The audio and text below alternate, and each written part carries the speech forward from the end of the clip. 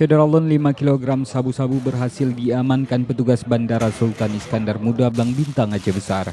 Narkoba itu didapat dari tersangka berinisial AA dalam upaya penyeludupan pekan lalu.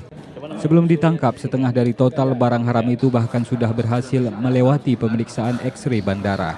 Atas kejelian petugas bandara, pelaku kemudian diamankan saat berupaya meloloskan sisanya. Dia keluar lagi ngambil dari mobil, yang 2,5 kg lagi dia masukkan ke depan, belakang, kemudian di celana dalam kurang lebih 2,5 kg juga, jadi total 5 kilo kurang sedikit saja. Dalam pengembangan, polisi kemudian menangkap tersangka F. Untuk kasus ini, Syederalun polisi juga menargetkan sejumlah tersangka lainnya yang kini masuk DPO. Dari Banda Aceh, Muhammad Ansar, Serambion TV.